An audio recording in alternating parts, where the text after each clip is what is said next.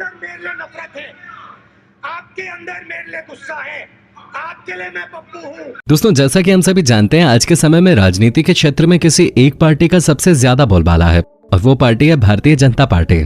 साल 2014 के बाद जब से प्रधानमंत्री नरेंद्र मोदी के नेतृत्व में भारतीय जनता पार्टी ने केंद्र में अपनी सरकार बनाई है, तब से लगातार भारत देश ही नहीं बल्कि दुनिया में अपनी छाप छोड़ता जा रहा है।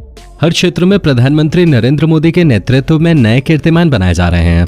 लेकिन दोस्तों, देश चलाने के लिए जितनी महत्वपूर्ण भूमिका सत्ता पक्ष की होती है, उतनी ही महत्वपूर्ण भूमिका विपक्ष की भी होती है। कई बड़े राजनीतिक पंडितों का ऐसा मानना है कि देश के समग्र विकास के लिए जितनी अहम भूमिका सत्ता पक्ष की होती है, उससे भी ज्यादा महत्वपूर्ण भूमिका विपक्ष की होती है, क्योंकि एक मजबूत विपक्ष ही सरकार के द्वारा किए जा रहे काम पर अंकुश लगा सकता है। अब जब बात भारत में विपक्ष की हो रही हो, तो निश्चित रूप से कांग्रेस पार्टी का ही नाम सबसे पहले उभर के सामने आता है, क्योंकि कांग्रेस पार्टी न सिर्फ विपक्ष की प्रमुख पार्टी है, बल्कि भारत की सबसे पुरानी राजनीतिक पार्टी है। लेकिन साल 2014 के बाद अगर कांग्रेस पार्टी का रिकॉर्ड देखा जाए तो अपने जन्म से लेकर अब तक के सबसे खराब दौर से कांग्रेस पार्टी गुजर रही है। इसके लिए वैसे तो काफी सारे कारण गिनाए जा सकते हैं, लेकिन इस वीडियो में हम आपको कांग्रेस पार्टी के पतन के कुछ प्रमुख कारण बताने जा रहे हैं।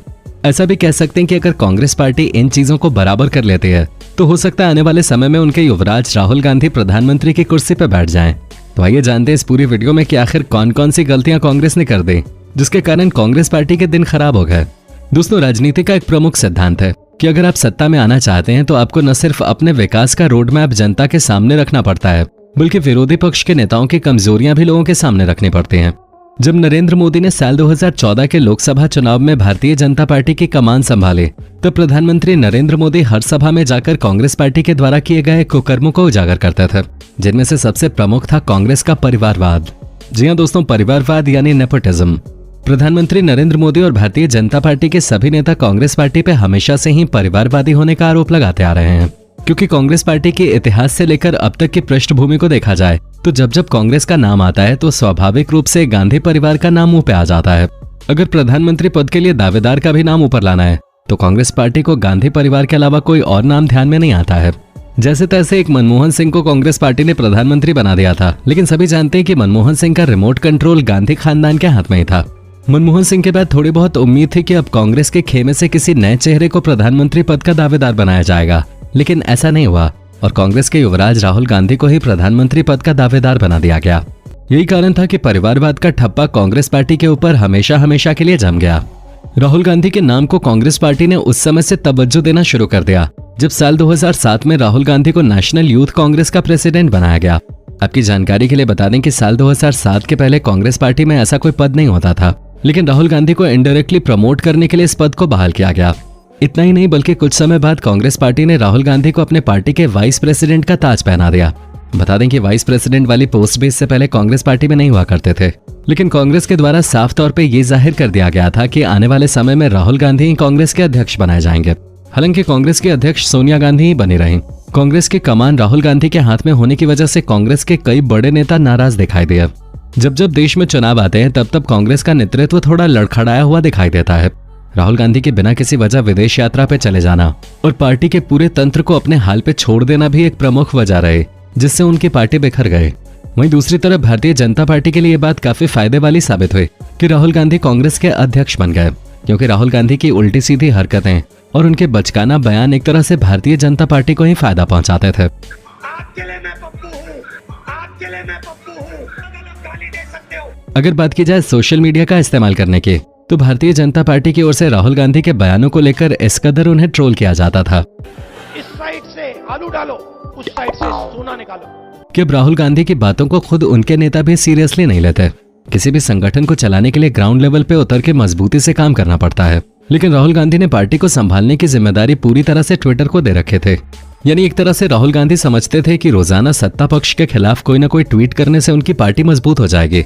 लेकिन राजनीति ट्विटर के बलबूते पर नहीं चलती, बल्कि जमीनी स्तर पे उतरकर कार्यकर्ताओं के हाथ मजबूत करने पड़ते हैं। दूसरी तरफ सोनिया गांधी नहीं ग्राउंड लेवल पे उतनी मजबूत हैं और नहीं सोशल मीडिया पे। ऐसे में राहुल और प्रियंका दोनों भाई बहन ट्विटर ही खेलते रह गए और बाजी भारतीय जनता पार्टी ने मार ली।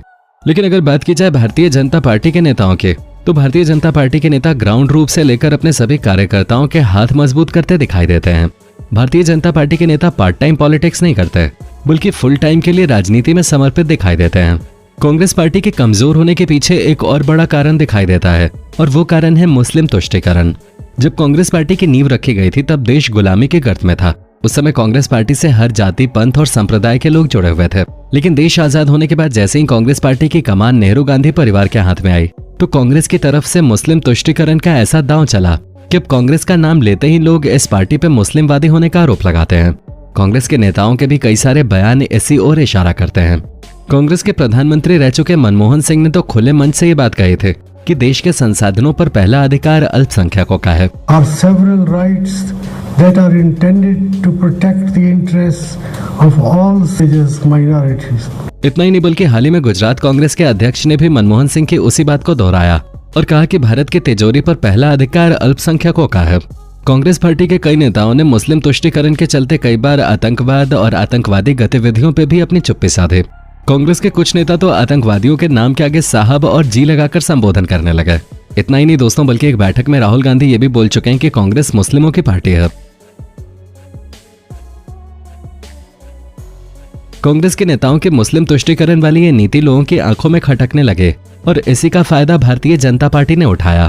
कांग्रेस पार्टी के ऊपर मुस्लिम तुष्टीकरण जैसा दाग तो है ही,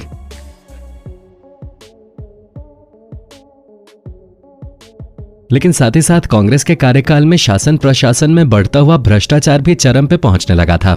आज भी जब भ्रष्टाचार की बात होती है तो कांग्रेस समेत कांग्रेस के कई सारे सहयोगी दलों के नेताओं का नाम भ्रष्टाचार में लिप्त पाया जाता है। अगस्ता वेस्टलैंड हो, नेशनल हेराल्ड हो, बोफोर्स घोटाला हो या फिर कोयला घोटाला, इन सारे बड़े बड़े घोटालों का नाम कांग्रेस पार्टी के साथ जुड़ा रहा। कांग्रेस के पास न तो साफ चरित्र है और न ही विवेक बुद्धि वाला नेता। बता दें कि आने वाले समय में अगले साल देश के 9 राज्यों में चुनाव होने जा रहे हैं। इन 9 राज्यों में राजस्थान, मध्य प्रदेश, छत्तीसगढ़, तेलंगाना, त्रिपुरा, नागालैंड, मिजोरम, मणिपुर जैसे अन्य राज्य शामिल हैं। ये सभी राज्य कांग्रेस पार्टी के अस्तित्व को फिर एक बार ऊपर लेकर आ सकते हैं, लेकिन कांग्रेस को अपने ऊपर लगे इन सारे दागों को मिटाना होगा। इतना ही नहीं बल्कि अपने नेतृत्व में भी बदलाव करना पड़ेगा। कांग्रेस के नेतृत्व से न सिर्फ देश की जनता खफा है, बल्कि कांग्रेस के अंदर भी अब कांग्रेस के पुराने और बड़े नेता विद्रोह करने लगे हैं। पिछले वर्ष कांग्रेस के 23 बड़े दिग्गज नेताओं ने कांग्रेस के नेतृत्व के खिलाफ आवाज उठाई। इन 23 नेताओं में कपिल सिब्बल, गुलाम नबी आजाद और मनीष तिवारी जैसे नेता शामिल हैं। इतने बड़े नेताओं के द्वारा विद्रोह किए जाने के बावजूद भी कांग्रेस का नेतृत्व इन नेताओं की बात मानने की जगह उनकी अनदेखी करने लगा। वहीं दूसरी तरफ भारतीय जनता पार्टी के नेता छोटे से छोटे कार्यकर्ता को भी अपने खेमे में बनाए रखने में काफी माहिर हैं। तो दोस्तों, आपको क्या लगता है, क्या राहुल गांधी भविष्य में देश के प्रधानमंत्री बन पाएंगे? क्या कांग्रेस पार्टी को अपना नेतृत्व बदलना चाहिए या फिर कांग्रेस पार्टी कभी सत्ता में वापस आ ही नहीं पाएगी? अपने इन सारे विचारों को कमेंट बॉक्स में जरूर लिखिए। साथ ही साथ इस वीडियो को जितना ज्यादा हो सके लाइक और शेयर करें।